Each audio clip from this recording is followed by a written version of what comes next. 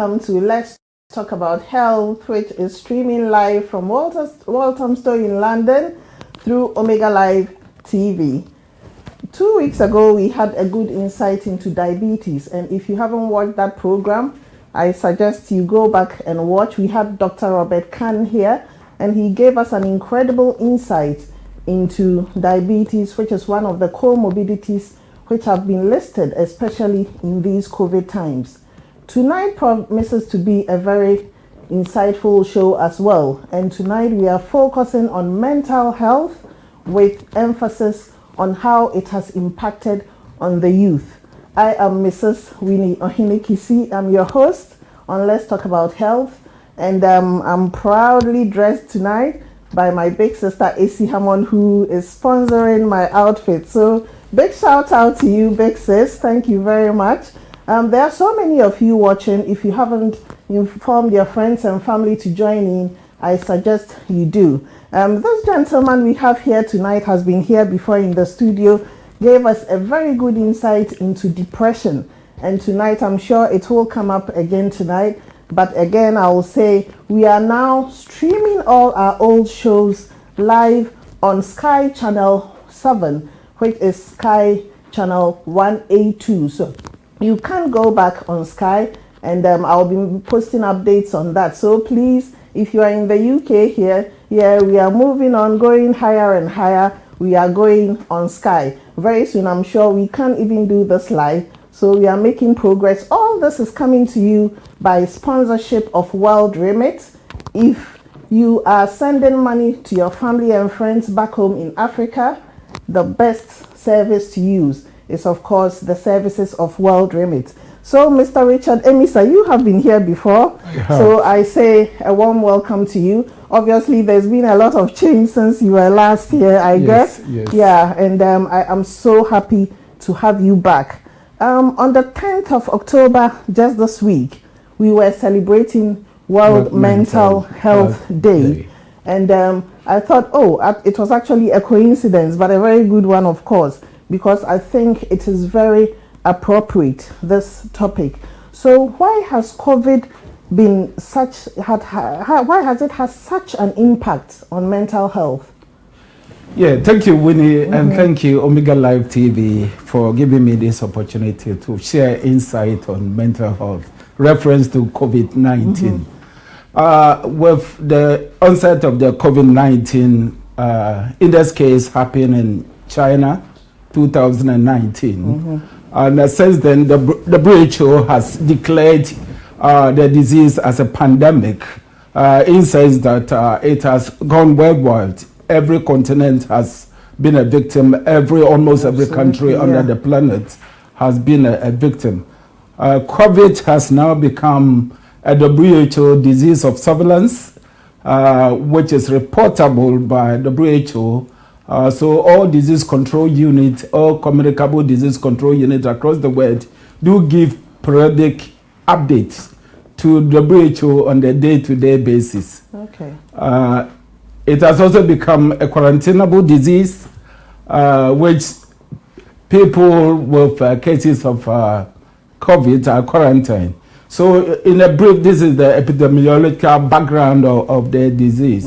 Also, if I should add about epidemiology, which we all know, is the factors of and determinant of diseases in a human population. Since COVID has become a disease in the human population, it has become a disease of epidemiological importance. Coming back to the onset of COVID, all countries, all governments, all nations, health department sort of put all resources into COVID. We deployed all our resources, manpower, everything that we had into the prevention of COVID. I mean, the physical aspect of COVID. And then we actually overlooking another important aspect of COVID, which is the mental health. You know, the lockdown, the pandemic, the fear, the anxieties, and the hysteria that is coming out of this pandemic.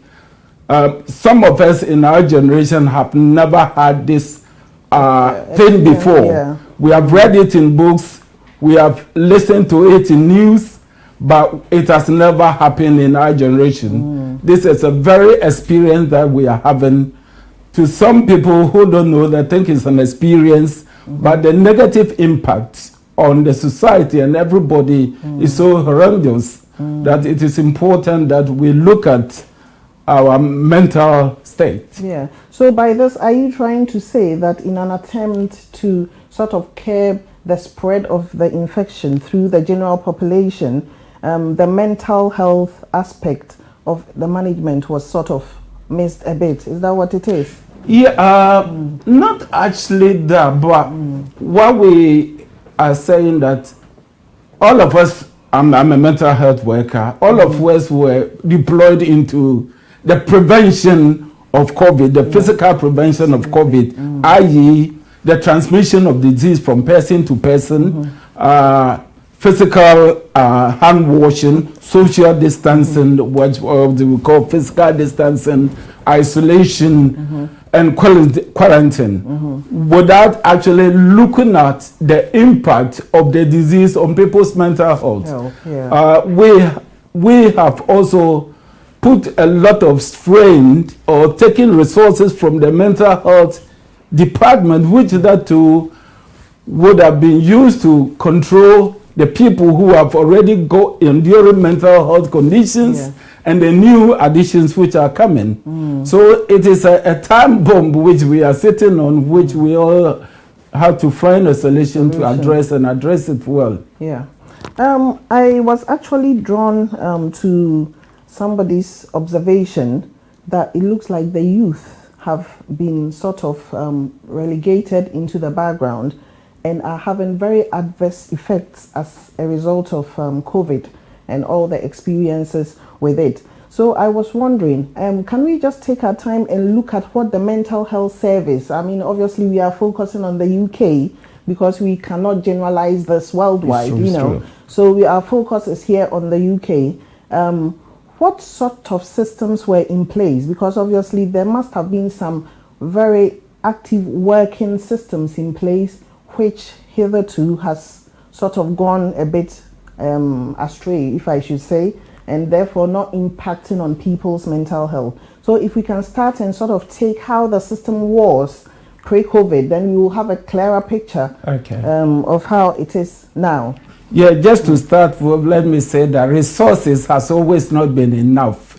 Demand has always... You mean in mental health? In all aspects of life. In all aspects of life, demand has always overtaken supply.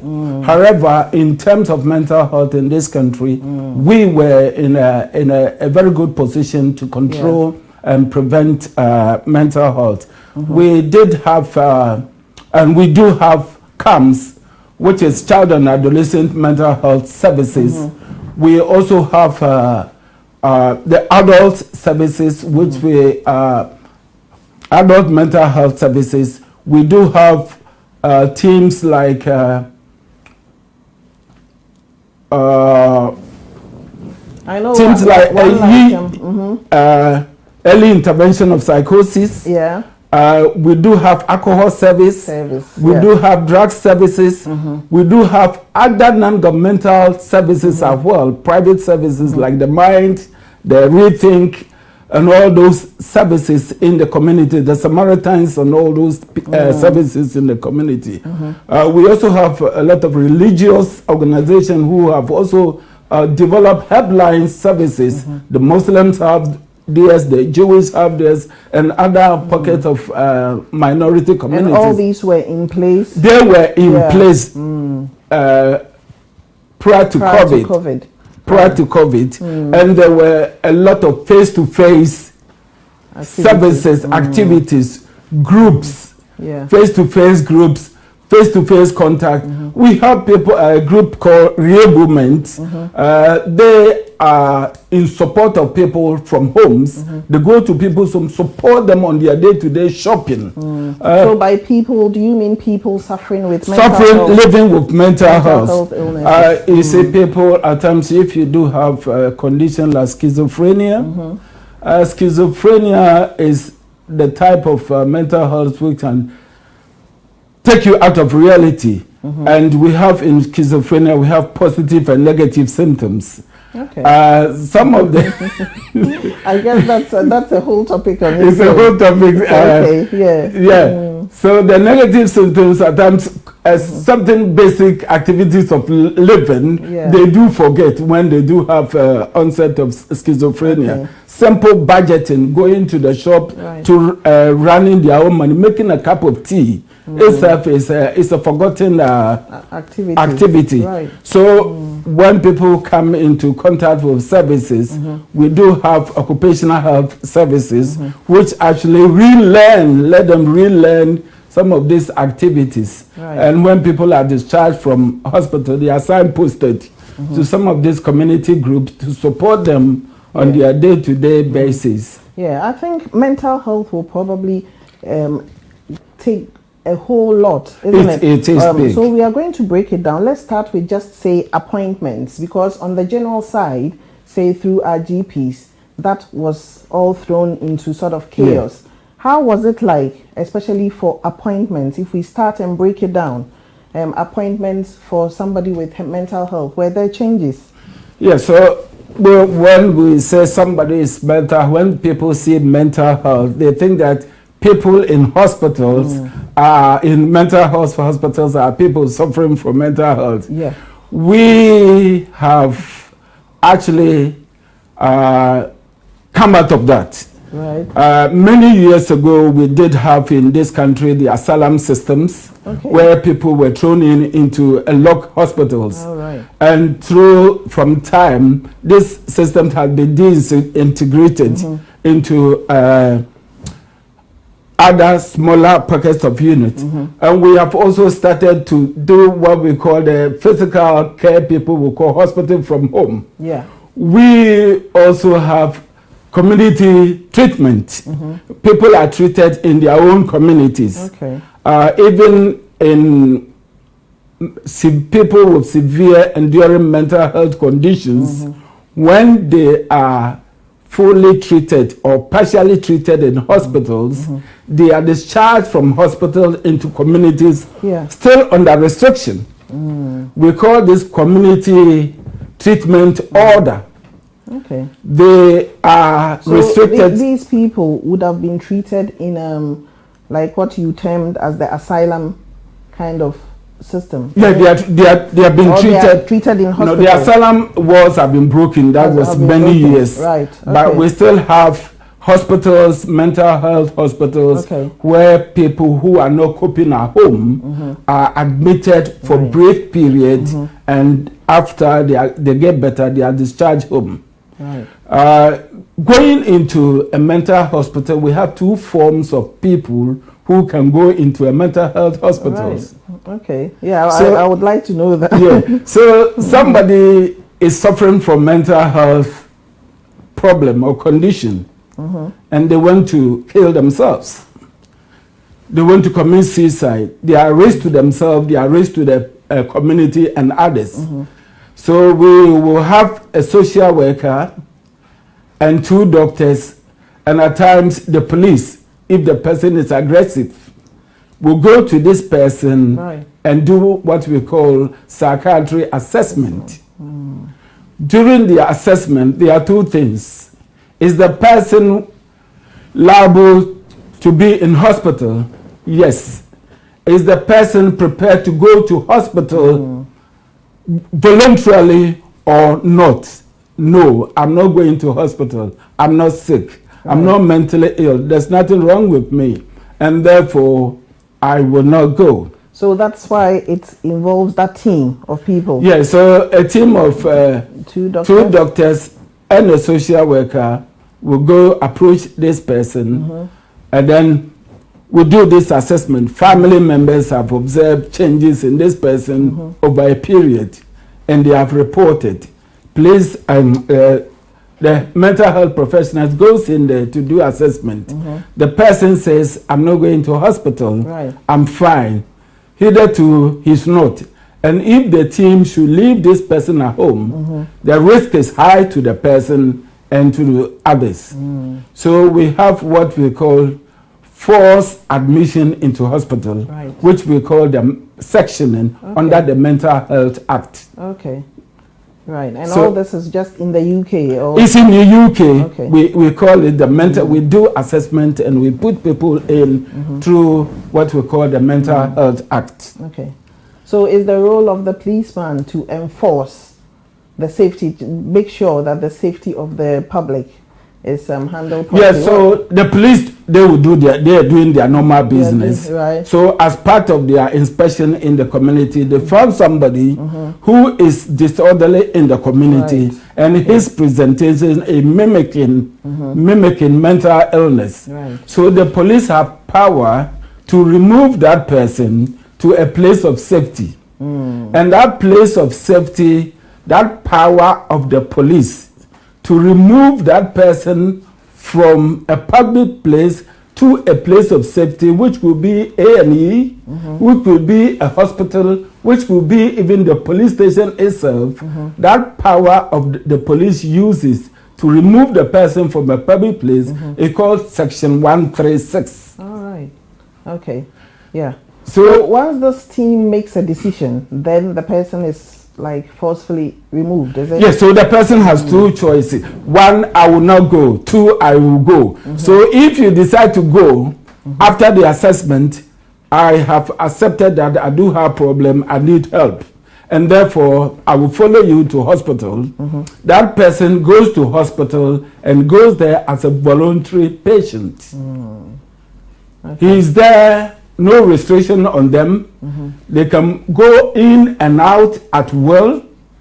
And Really? staff, yes, Okay. staff are very careful with them in type of what treatment, whether they could be forced to be medicated or not. They have their choice. Right. Because such people, we deem it as capacitors. They have capacity to know that I do have mental illness. I will go to hospital and get treatment. The other side of the continuum are the people who have no insight. No insight. Okay. The mind is so jumbled that they think there's nothing wrong with them. However, people around you and specialist people, professionals are saying that you do have a problem. So such a person is detained under a section we call, it could be section 2, it could be section 3, Yeah. it could be section 4.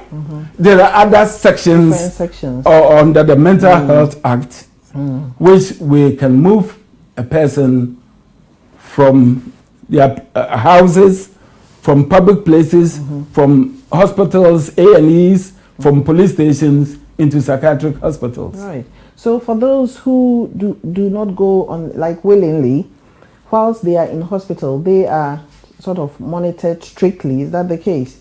As in, they can't even come out or? Yes, if you are detained in hospital, for example, if you are a new person, you have never had any contact with psychiatry services before, and you are detained in hospital, you go under section we call section 2, which is a period of up to 28 days. Okay. 28 days for assessment and or treatment. And it is only your responsible clinician, in that case, which is the psychiatrist, can give you leave to leave the hospital and come in. When they see that you are okay, they give you a leave of absence, which we call section 17 leave. Yeah. They give it to you 1 hour, 30 minutes, go out, go and get fresh air, come in.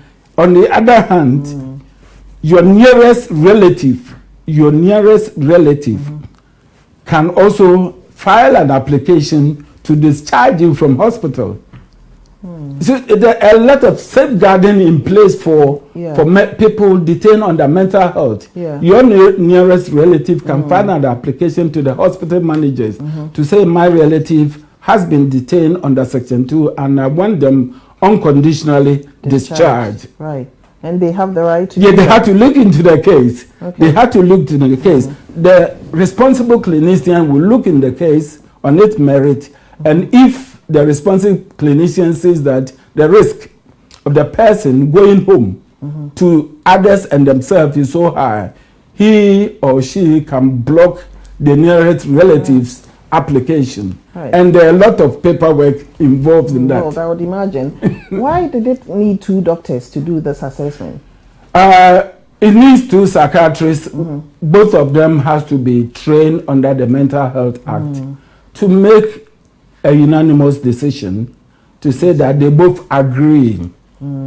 Like I said, there are a lot of safeguarding in place that 2 professionals have met, and they both agree that the person is suffering from mental health of a condition and degree that it needs to be in a hospital facility. Yeah.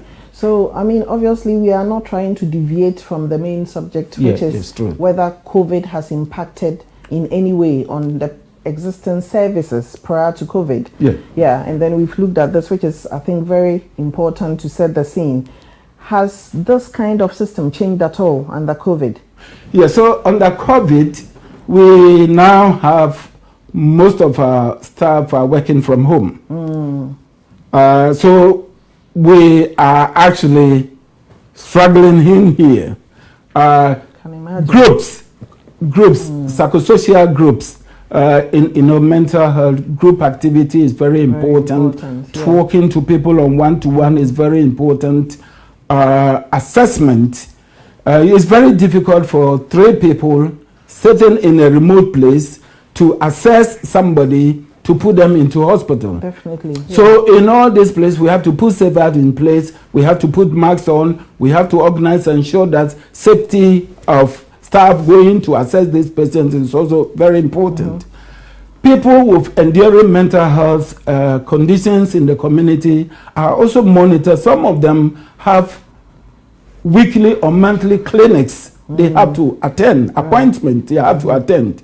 They see their consultants on a face-to-face, psychiatric consultant in the community on a face-to-face basis. Some of them go there to take their depot medication. What is that? Depot? Yeah, so when I say depot, at times most females think that is the depot injection to control birth. The psychiatry, we also have depot injections. Okay, is it the same kind of people? It's the same type, but they are antipsychotic medication, which we use for injection for people. And some of them could be 1 every 3 months, 1 every 2 months, 1 every month, every week, and so on and so forth. Why is this medication important in the management of these psychiatric patients?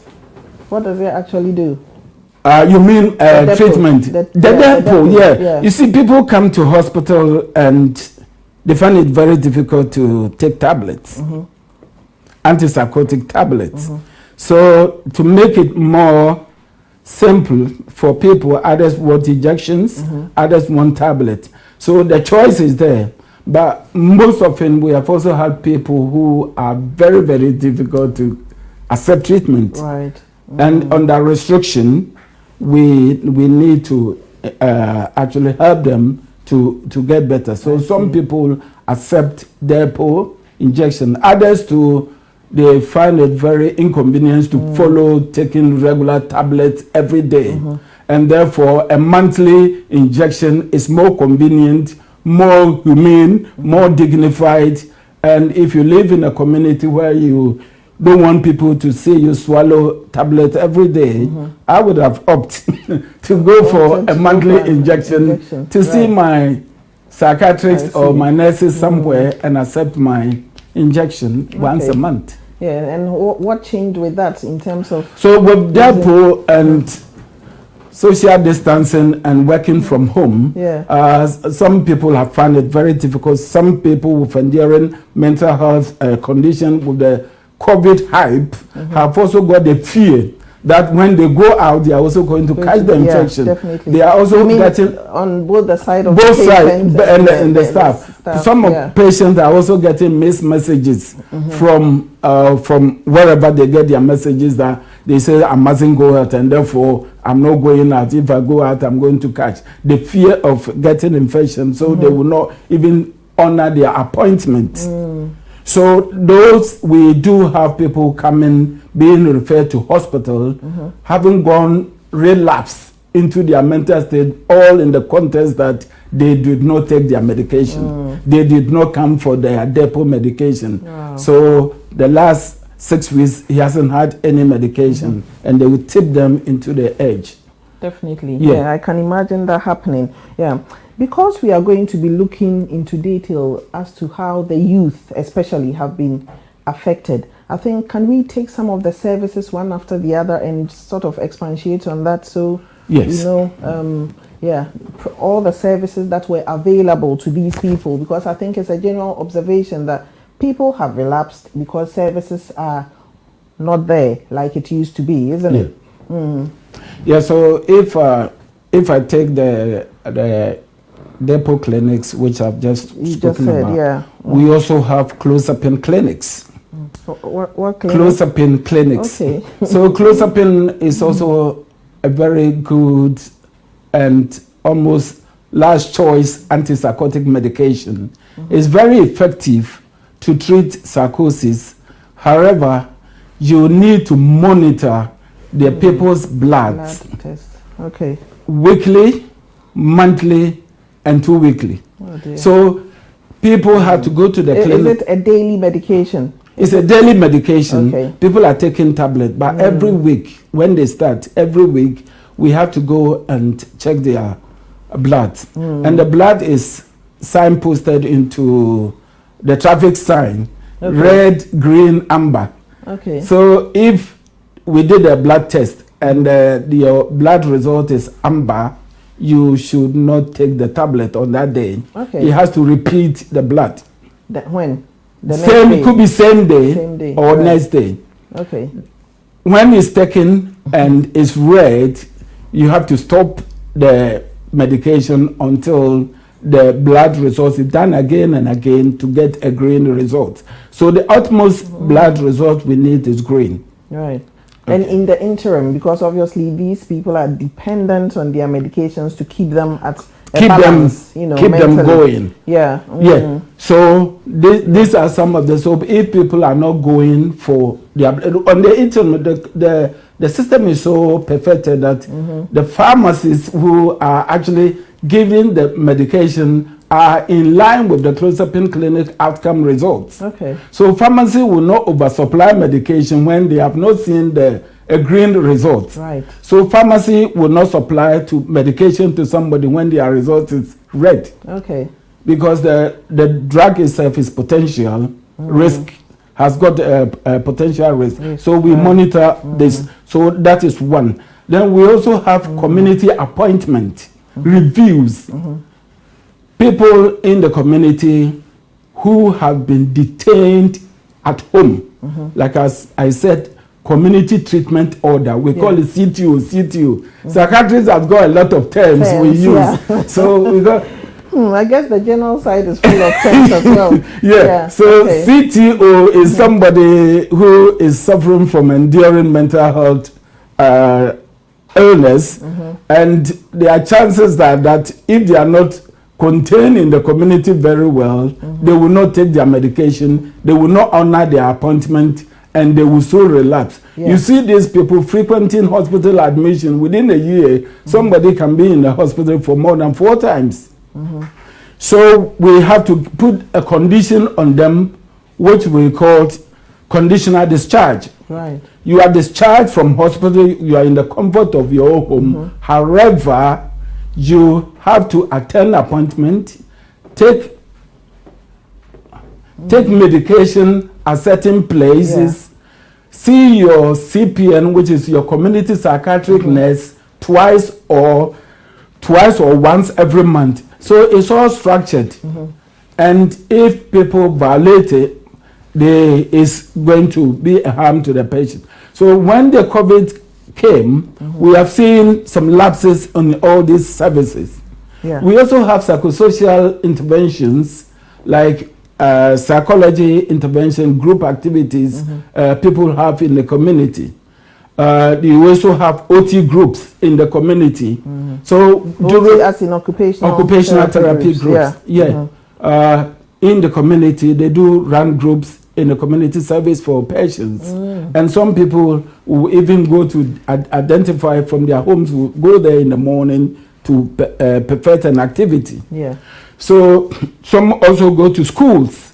We call recovery schools, colleges, recovery colleges. Right. So with the COVID, all these services are now changed. doing telehealth. Okay. So looking at somebody with enduring mental health, how are they going to cope with internet, phone services, and then online services?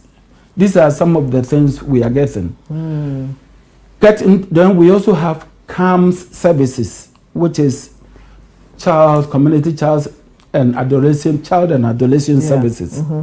These services are already overstretched. They are for children from 8 years, 5 years to 17 years. Right. Before they graduate into adult services, they are in the child and adolescent services groups. So in the community, we do have a lot of services which were functioning very well, seeing and tracing, following up mental health patients. Yeah. Well, with the onset of COVID, social distancing, putting on masks, quarantine, and stay at home, people are breaking their services and support which are available for them. So I guess there will be lots of relapses. Yeah. Oh dear. Right. So if we can look at a service like the alcohol, you mentioned about alcohol and drug services. Service. Yeah. What does that entail? Yeah. So the drugs and alcohol service. Because obviously drugs and alcohol. Yeah, we have I think in my trials we do have them separate. Do that for drug and alcohol services and audit for do that for drug services and audit for alcohol service. They are separated. So these teams are there to support people with their addictive behavior of drinking. So they support them. People who are on drugs, who need to be on methadone, are supported to have daily script of methadone to contain the craving, because withdrawal symptoms from drugs itself is more than the drug itself. Yeah. So they use the drugs to sort of control the side effect of either two withdrawal symptoms, which is very unpleasant. Yeah. Wow. Okay. And so the lack of face-to-face is still the same. It's still the same. No face-to-face.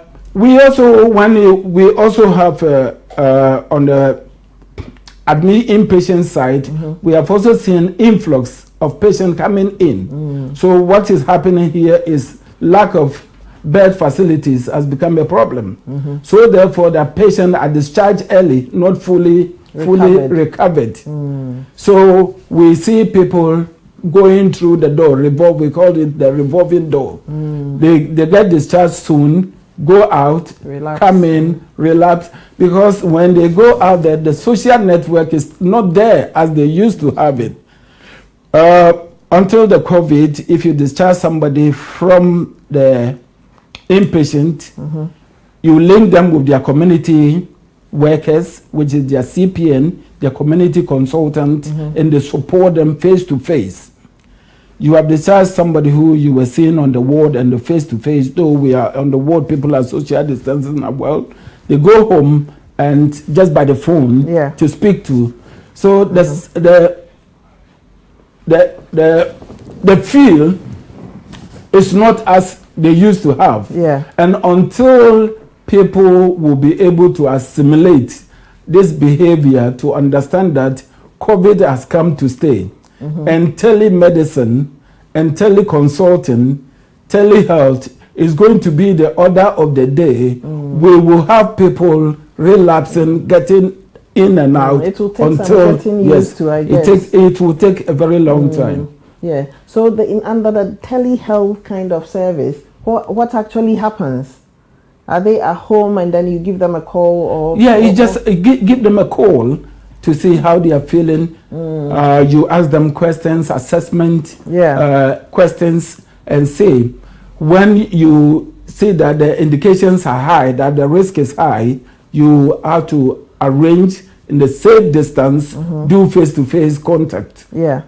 Okay. We have a number of people joining in already. So Good. let's acknowledge, if you've just joined us, I need you to start sharing, getting your friends to watch this program. It's very, very insightful. We have been looking at mental health and how COVID-19 has impacted on the services that were available and hence impacted on the general mental health of people. I have a number of people already here, and Beatrice Edu, she I think is a mental health nurse as well, based in Cambridge, and she says she was just prompting about the CTO, community treatment order. Your wife Abba is here. Alberta Kukrabu is watching as well. Georgina Asante is saying, has COVID increased mental health cases at all?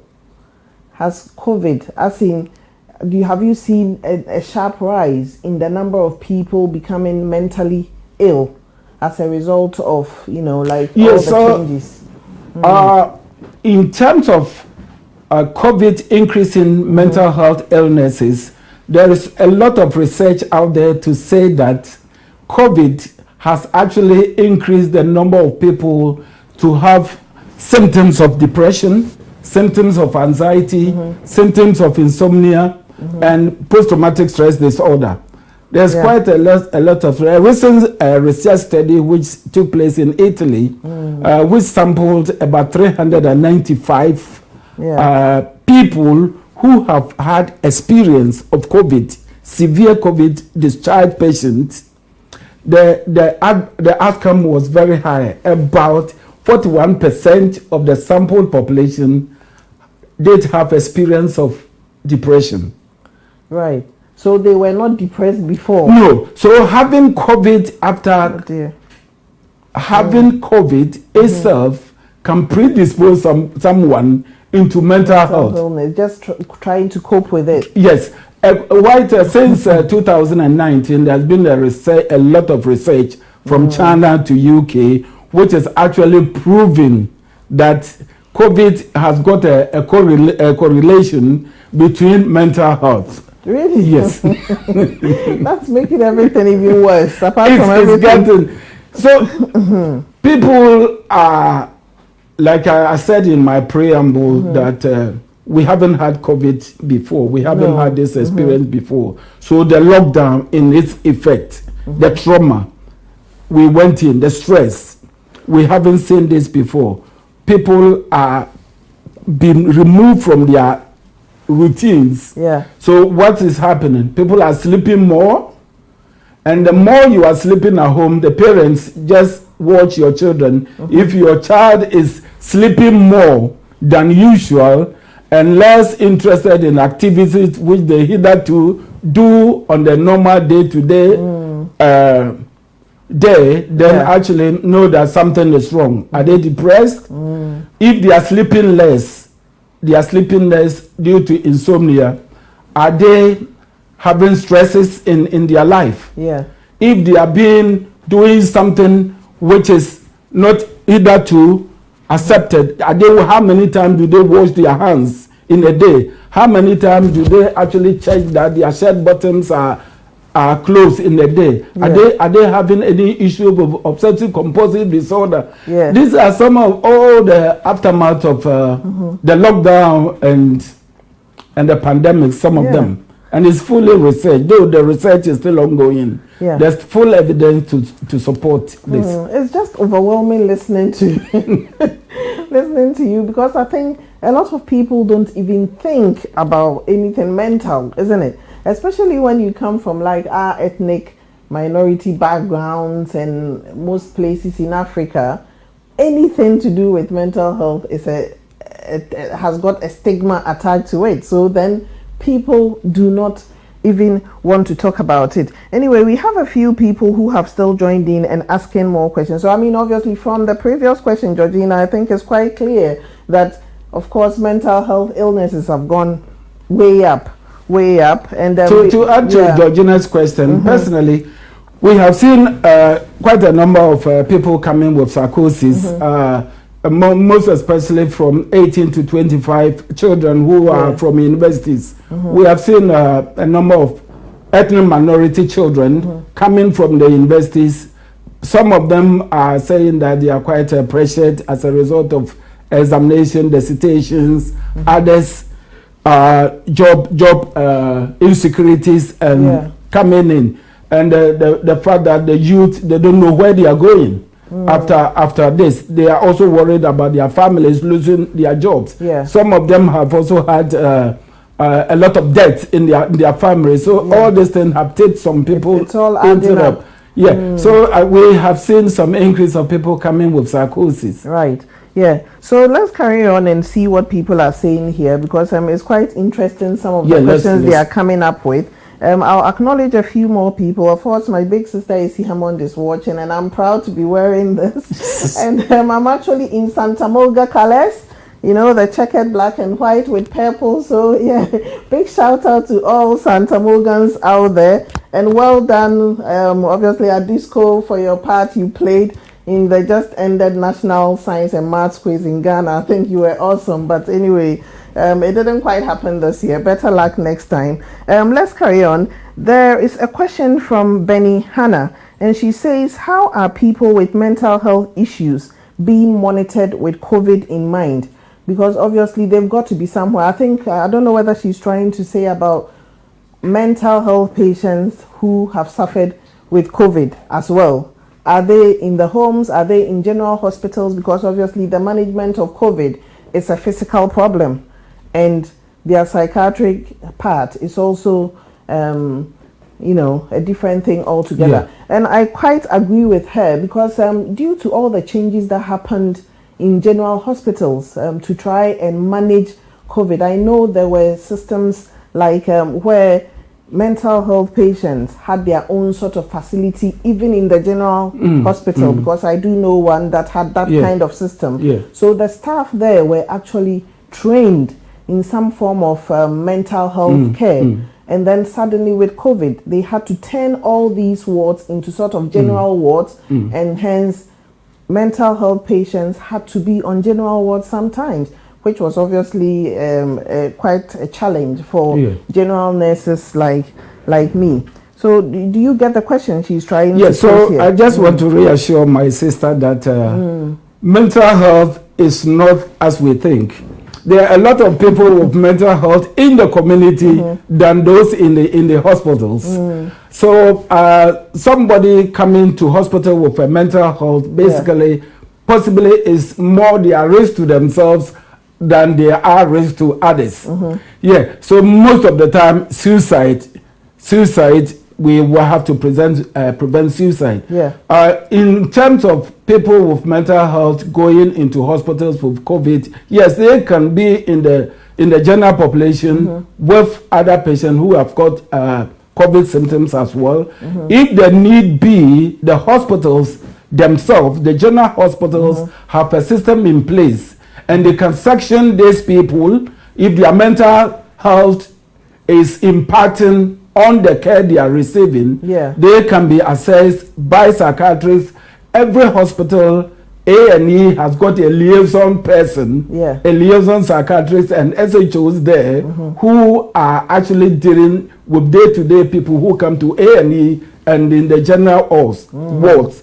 If anyone is mimicking mental health, they will call for liaison assessment, and if the need be and the patient is sectioned, we have to call our RMN.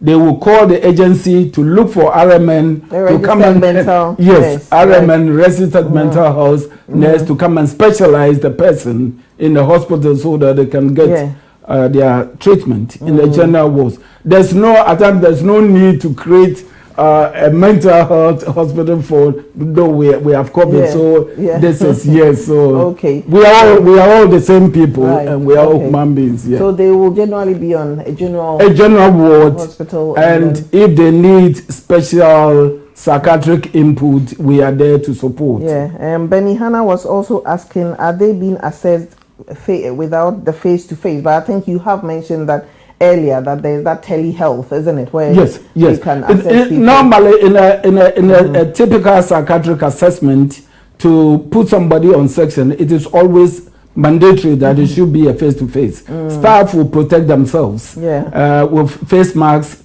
social distancing into as a precautionary measure. Where there need be a bigger ambulance will be brought to transfer the person from their homes to hospitals. Okay. So Gifty Okai is watching and says, you are doing well, brother. You probably know her. Albert Akukwa Brew is asking an interesting question, and she says, how can we ask for help without having to worry about stigmatization? Because COVID and mental health is equal to double silencers. I kind of agree with what she's saying, though, because mental health on its own, we know generally, especially in our ethnic minority groups, has got its own kind of stigma. And then COVID is another thing that is also getting stigma. You get stigmatized for everything, you know. So then how do they ask for help? My sister, if you know, I had COVID myself, and the moment I had COVID, I was the first person to post my COVID symptoms on my WhatsApp group, and all my friends had it, including my old students all over the world. I went to Asenko Secondary School, and we have a very strong old student bodies. So I just put my symptoms and my condition on WhatsApp. Thereafter, I had a lot of people coming to say, oh, Richard, your symptoms, I also had this. People are at times very cagey to sort of sell their conditions. So with the minority group, please, my people, mental health is not as bad as we think. Everybody, including myself, is prone to mental illness. Very prone. Prone to mental. We are susceptible to mental illness, and it is important that we share and we communicate our symptoms so that we get the right type of help. My contact with ethnic minorities, with family members, with mental health centers, the moment you discuss that your son or your daughter has got that psychosis, all they say is, God forbid, back to sender, over my dead body. So we've actually got a make it so mystifying that it is a disease for them, not for us. We are all human beings. We are susceptible to mental health. And the more we acknowledge and we reduce our high expressed emotions, I would say high expressed emotion, because black person that says, I don't want to get mental health. My child, when is he going to get better? How soon is he going to get? When is he be? They go into this barrage of questions, frenzy, hysteria, and anxiety, panic, so much so that they themselves become more of a patient than the patient itself. So we, as black communities and ethnic communities, please let us accept that mental health is any other condition. It can happen to any of us. I have been going through bouts of depression every day and now, but so long as I am able to function, so much so that my depression does not put me down, do my normal activities of daily living, go to work, come back, we are all fine.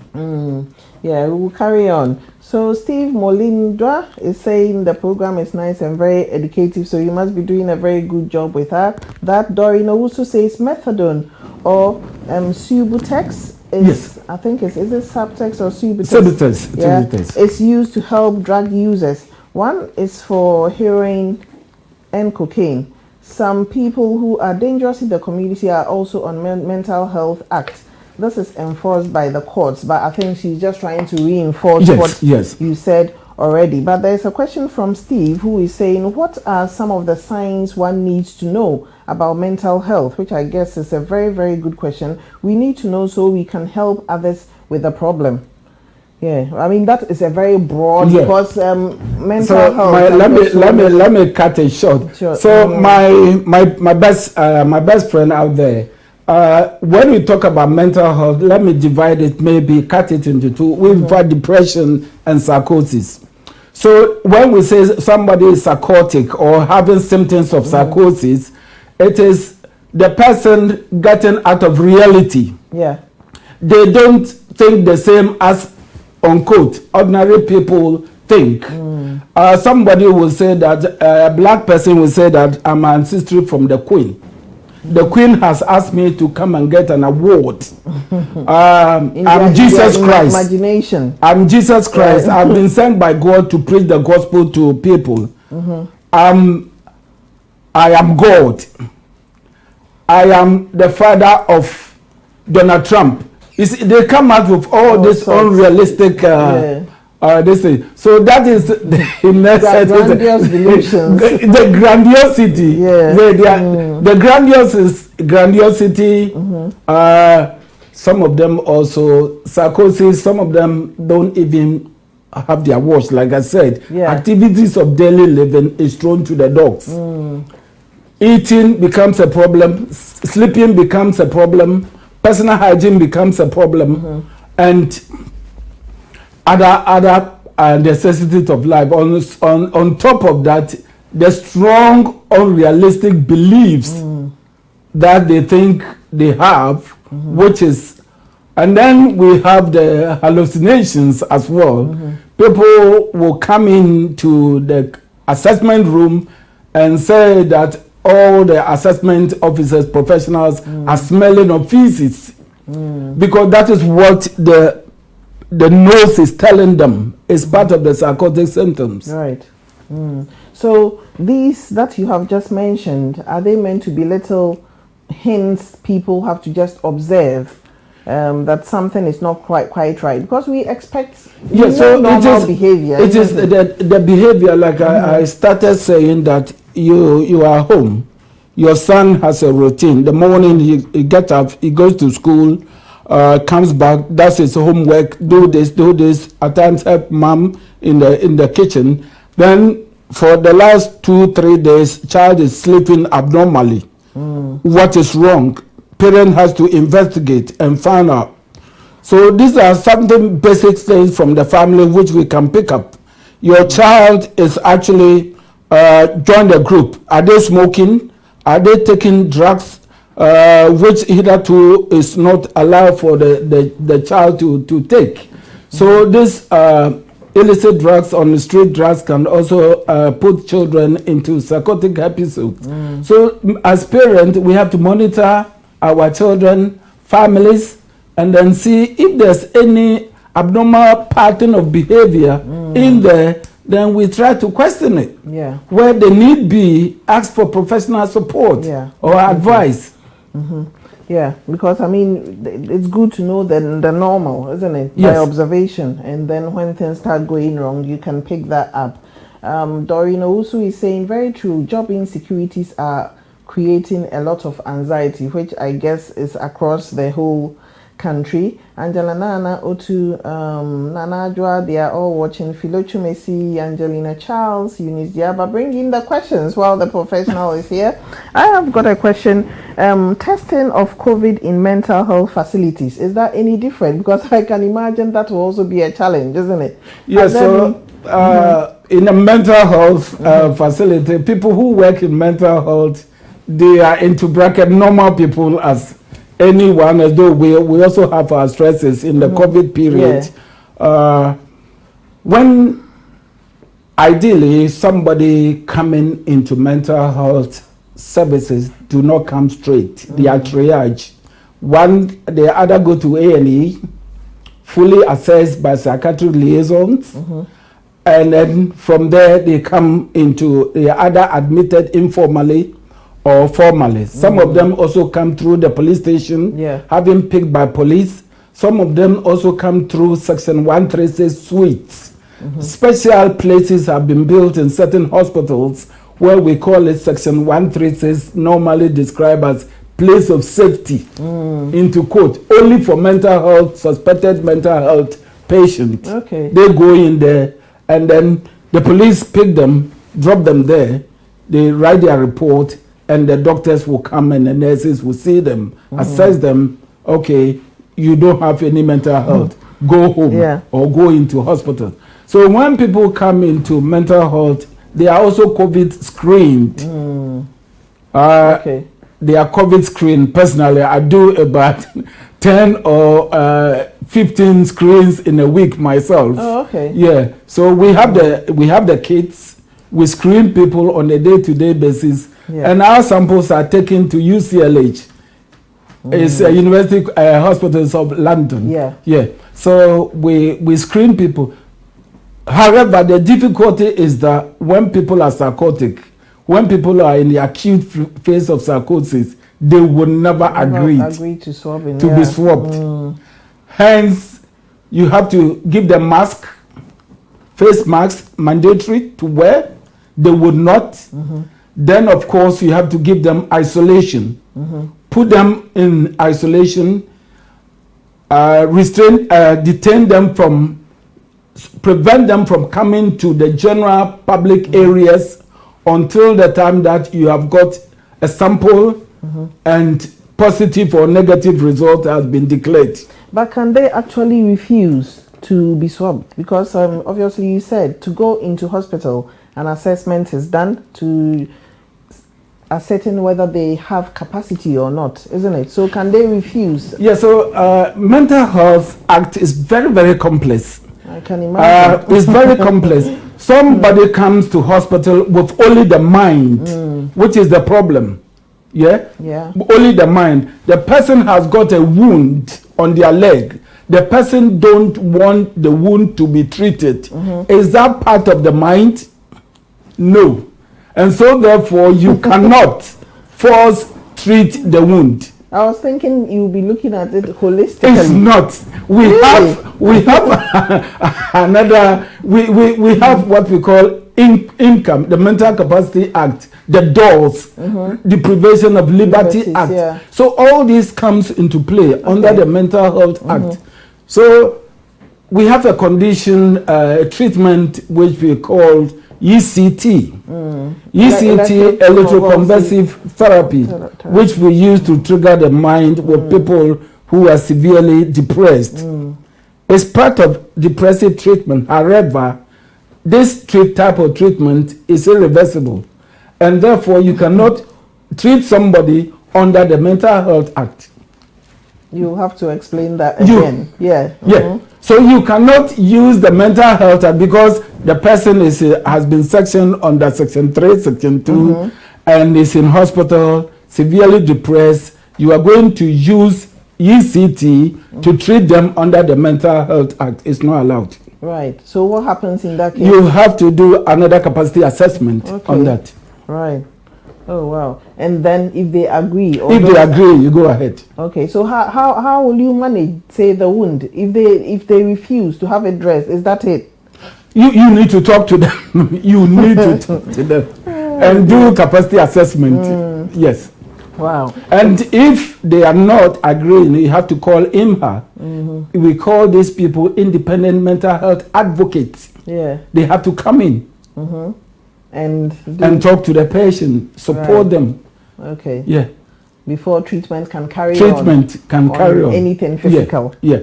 Wow. Viewers, if you've just joined in, it has been so exciting. Obviously, you can tell I am not into mental health at all.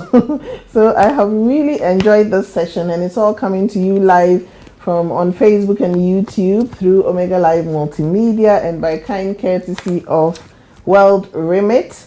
If you want to send money safely to your friends and family back home, World Remit is the way to go.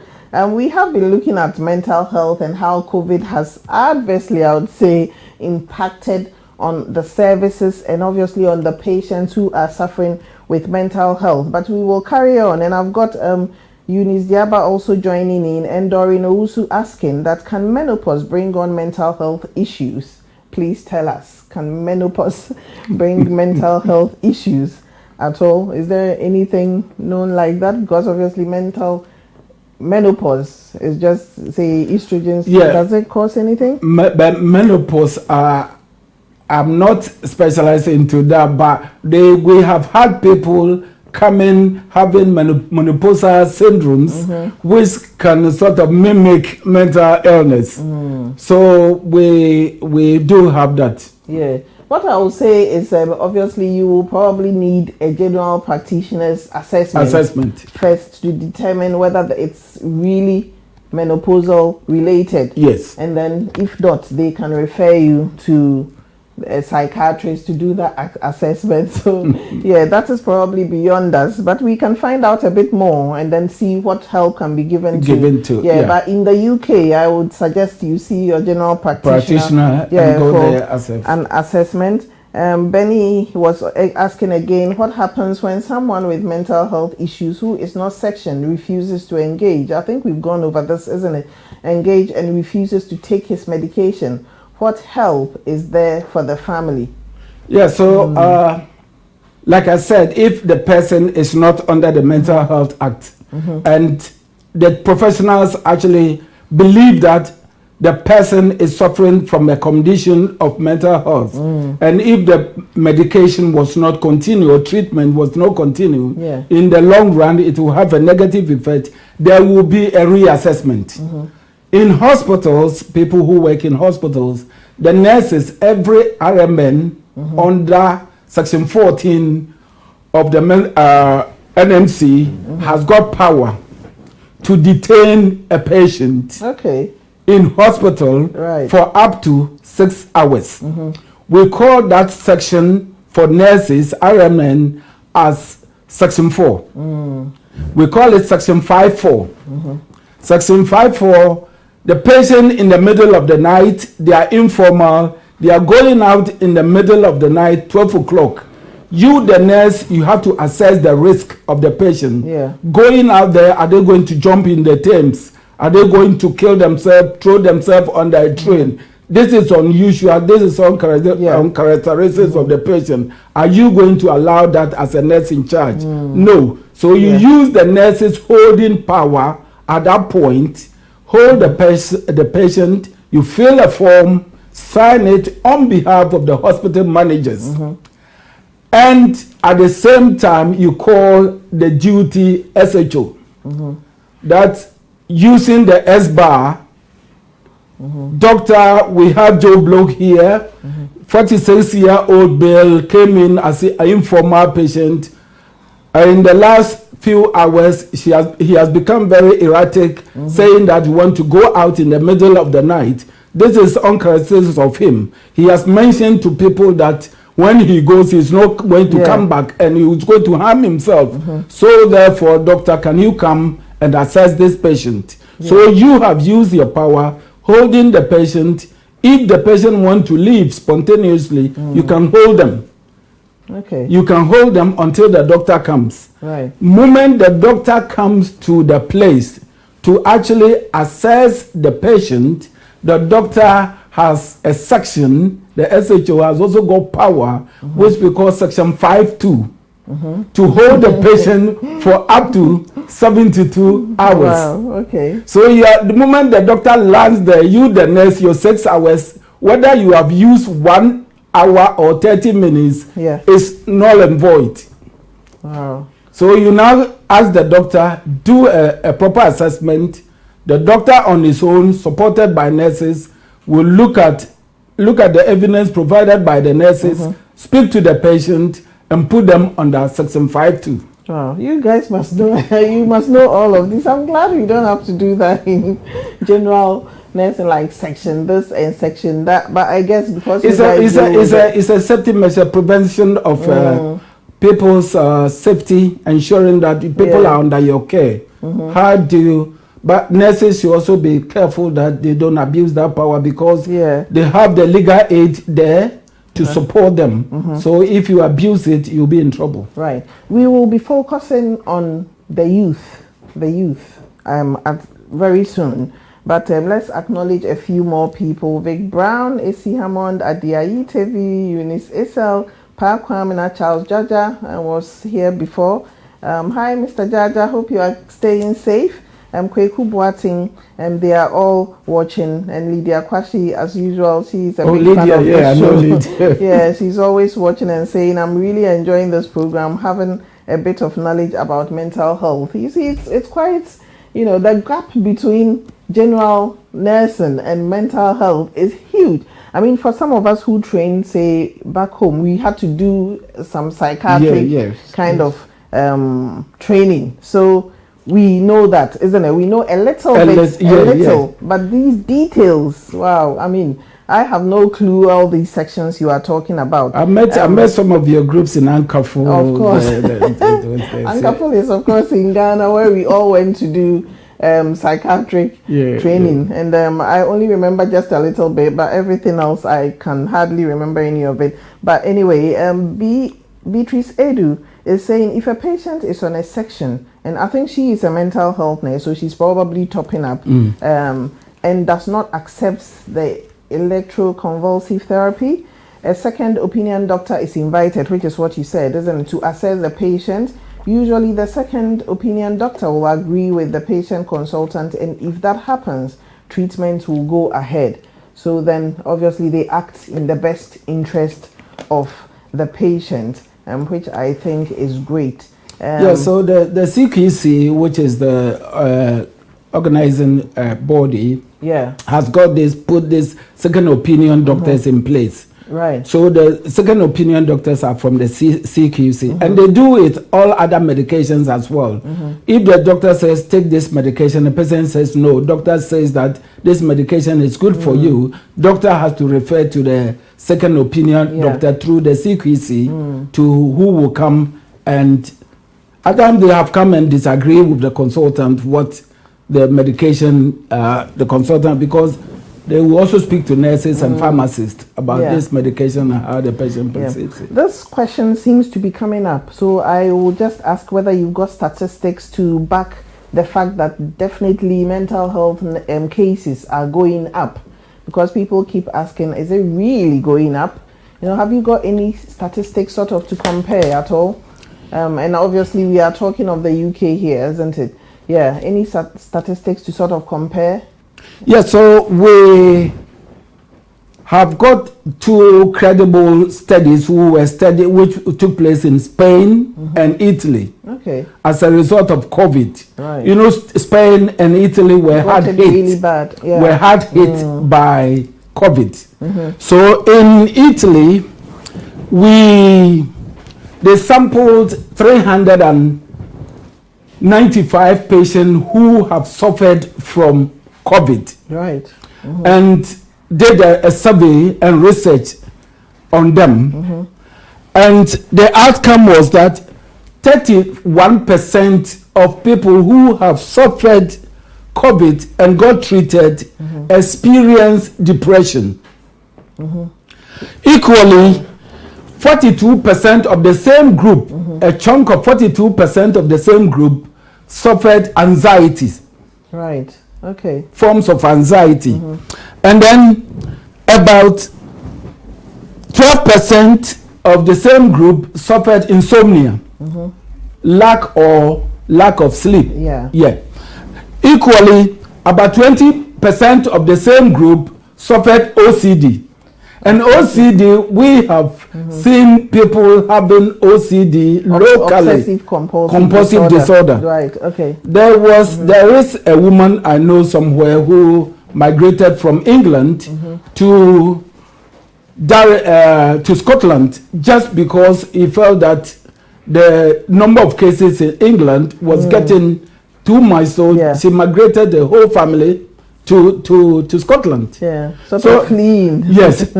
Right. Equally, there was another study in Spain, which is quite representative. The Spanish data was taken from people across in the community, and they had a very big sample size. They sampled about 3,444 people in the community who have suffered with COVID. No, with or without COVID, right. And sample them about COVID and the impact of COVID on their mental states. So in that exercise survey we had 18% of the Spanish community, 18.7% of the Spanish community having depression, suffering from depression as a result of COVID. Okay.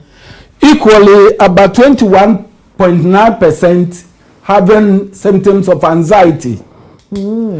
And 15.8% having PTSD, which is post-traumatic stress disorder. So the evidence is there. It's clear. But let me add that it has been empirically researched that after pandemic and lockdowns, it takes about 9 years for the impact of the pandemic on mental health to be fully affected. For the impact to be affected. Yes. And why is that anticipation? Why that long? And so it is gradual. The build up. So it will be premature for us to say that it is not or it is. But with these indications for only 1 year, look at the results we are getting. So there is full indication that we are now just seeing on the tip of the iceberg. Not seen anything yet. The massive part of the ice is under the sea. Okay, wow. Now, shall we just focus on the youth? The youth now, because I am sure in all circles they will be the worst hit by this. What sort of problems are you encountering with the youth at the moment as a mental health practitioner? Yes, so with the youth. So before you even go into that, what age are we looking to? From what age? When we say the youth, can we take it from 13 to 26? Okay. Age 26. Right. These are the group of people who are in schools. Schools were locked down. This is quite unusual for children. They didn't have contact with their friends. Socialization was cut off. Yeah. We also have a lot of at-risk youth in the community who are being monitored by professionals. Children who have suffered from domestic violence, children who have suffered from rape, by family members or members of the public. These children are being monitored. Due to COVID, the stay-at-home and social distancing effect, face-to-face monitoring has suffered. Yeah. And therefore, children are actually going to have impact. There is enough evidence by the police to say that domestic violence has increased as a result of the stay-at-home episode, which the lockdown and the stay-at-home. Some fathers and mothers have found it very difficult for the two of them to cohabitate in a home for a very long time. Yeah. So that stresses are. We've also seen families, mothers who are having enduring mental health problems, having become teachers themselves because of the lockdown. All the changes. All the 3 children who are supported, having extra classes at home, having at school, having breakfast at school in the morning, extra after school classes are now become the parental responsibility of the single mother. Yeah. Hence, the single mother was found on top of a six flat flat, shouting and screaming that she is dying, and the neighbors have to call the ambulance and the police to pick her up to hospital. So a lot of incidents are happening in the community as a result of COVID. With children, I think the people who works in CAMS, which is Child and Adolescent Mental Health Services, will tell us this. But let me add that they are also overstretched. Yeah. Because there was a question actually that we keep talking about the patients, but how are the staff coping? Obviously, practically, how are the staff coping? Your teams, are they coping at all? Yes. So I will say, if we are all actually at the edge, we are at the edge. So we do need peer support, and then peer coaching among ourselves. We are also having periodic messages and webinar meetings from the directors and the communication teams, actually strengthening up and giving us rightful informations. And we are also being asked to do online training just to refresh our minds. Line managers are flexible for people to work from home. People who are being asked to take annual leave, because in the heat of the COVID, annual leave were more or less, I would say, suspended. Now people are being asked to take annual leave from time to time, except that some of us, we can't travel to Ghana and other places. Happy places. So so we also do have time to speak to our family members from abroad. We have friends. Some of us who are social animals, going to parties, we cannot go anymore. So we have to start calling our friends from time to time just to prepare us and make us fit. So as nurses, as health professionals, we have to look after ourselves. That is very important. Absolutely, we shouldn't say work. You have to look yourself, because without you, the work is not done. So you have to look after yourself first. And if you do have symptoms of COVID, please stay at home. Definitely, please stay at home. We will try and see if we have any solutions. What are the solutions? How do people get help? Because if all this is happening and we've highlighted the problems, we are hoping that there are solutions in the communities, that people can go to or people can have. What are the services that are in place now, which is different from the pre-COVID era? So the services are still there. The services are still there, except that our strategies of contacting them has changed.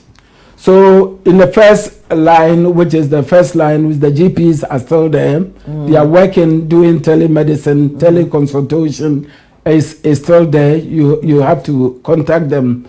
We have the government also giving periodic messages of information, credible information online and on the tele, which we also have to listen and guide us from what is happening.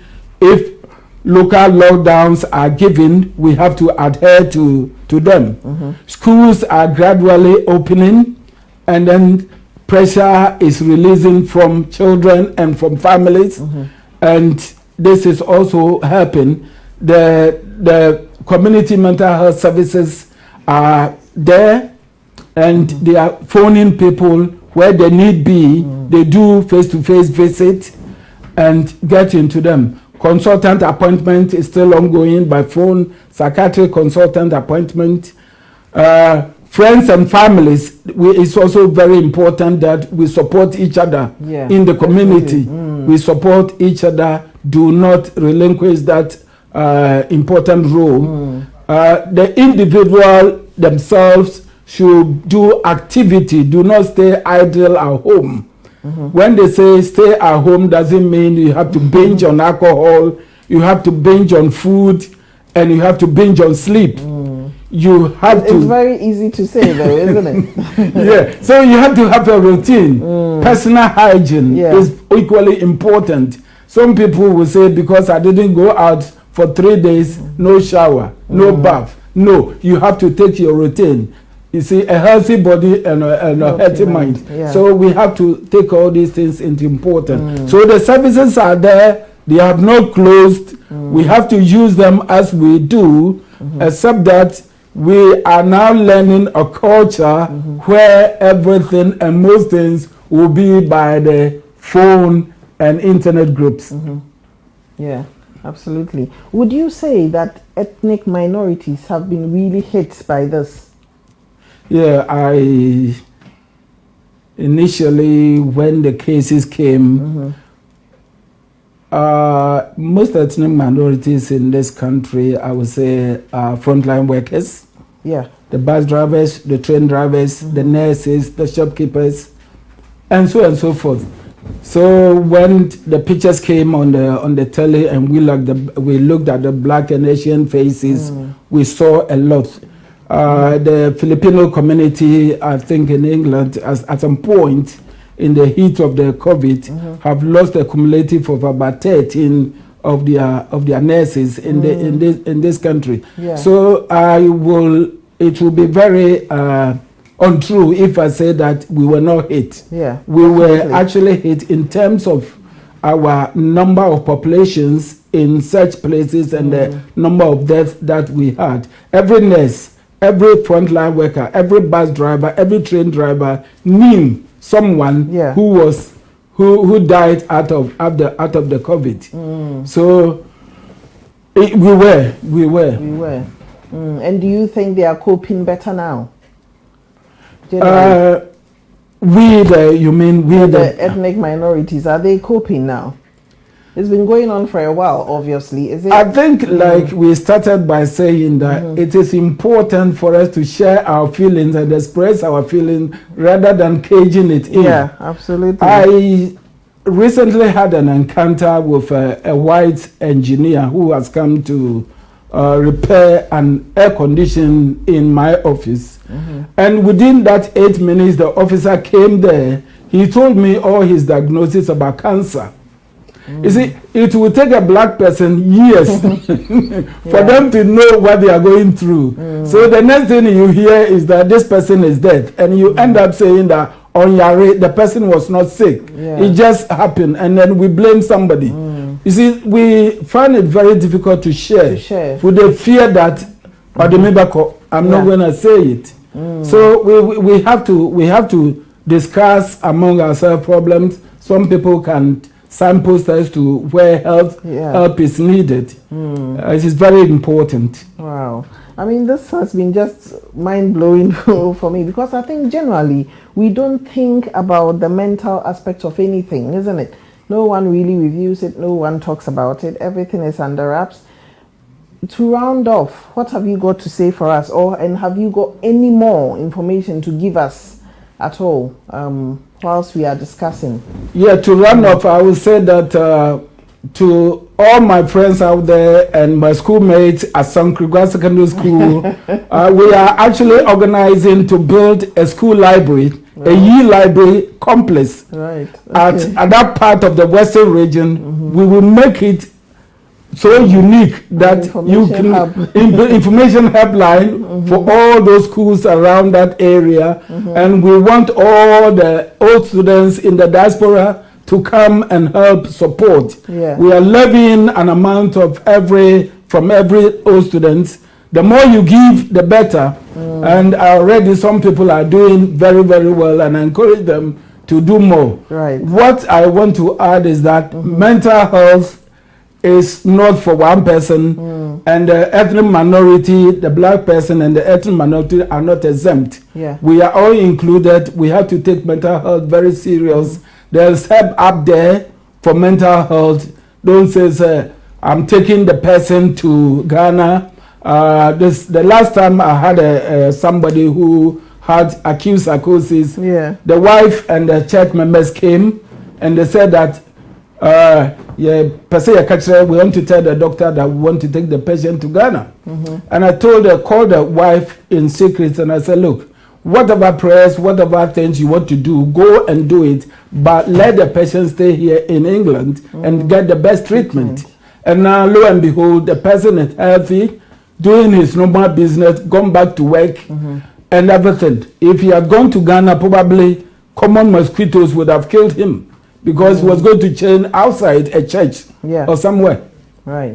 Absolutely. That's fantastic, actually. And that was your finishing sort of note. The way we associate everything with spiritual things. I mean, I had Dr. Khan here, Robert Khan, and he always says that just do the treatment first while you pray. You know, so that at least you have a holistic recovery.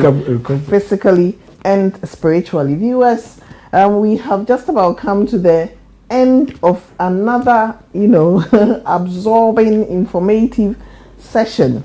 And in 2 weeks' time, I am going to come back, but I would like to say a very, very big thank you to you once again. If you haven't watched the session he did on depression, that was really, really full on as well, and you can go back and watch it online on my page. Just scroll through or on the pages of Omega Live TV, and you can watch that session on depression. It is very informative. Just acknowledging a few more people just to round off. And Stephen Tufo joined in saying, Winnie Ohinekisi, you are looking gangantually fantastic. Yeah, Bishop, thank you very much. And this was all given to me by my amazing big sister, Isiamon, who has offered to sponsor all my clothes on this show. So you see, I don't have any problem as to what to wear. And I love you so much, big sis. Daniela Pritchard is your friend, isn't it? Yes. She did join in and says appreciating what we do is important as frontline workers, which is very true. Becca Mankwa joined in, Jane Sirifi, Yawedu Jenfi, and Daniela again said most BME are frontline workers. Eunice Phoebe, Nina Manison, and Alberta Kukwa Brew, and Fansman is also building a library. Absolutely. I have to mention that Go Morgans, we are also doing an amazing job. Viewers, we have been looking at how COVID has impacted on mental health, and trust me, the situation is overwhelming. And obviously, from what we have been told, the effects of it that we are seeing now is nothing compared to what is expected in the future. I had so many people actually saying that they are waiting to watch this one, and so many people also saying that their neighbors, they know neighbors who have been suffering. Do not suffer in silence. Obviously, after the show, if you know anyone who is struggling and need help, please just contact me through Messenger, and I'll try and see if you can get the help through the specialists who deal in mental health.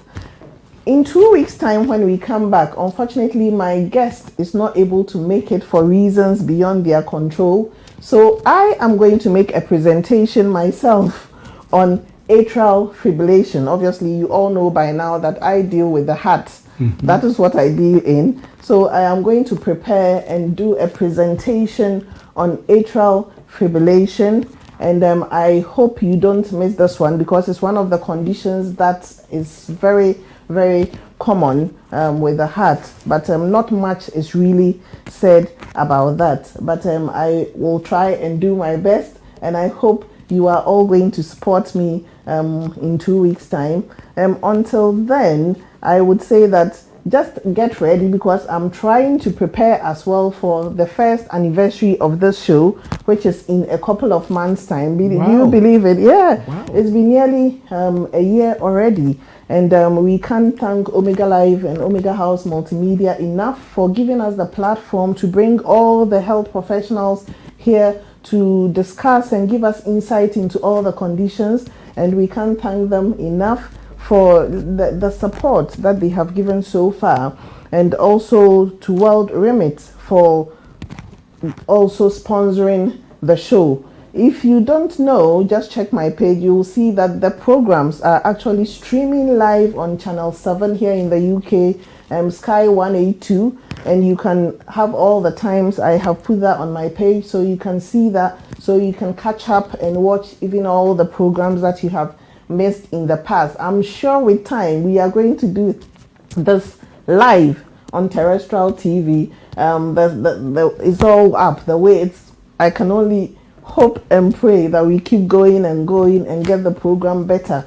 I did put a post on there the last time, though, that give me ideas as to how to celebrate this 1 year anniversary, and all that I had was compliments on my picture, which wasn't too helpful. But you know what? I am thinking about doing something for the hospital I trained back home, Efian Kwanta Hospital. Yes. Obviously, I am into heart health, and that is all I have been doing for the past few years.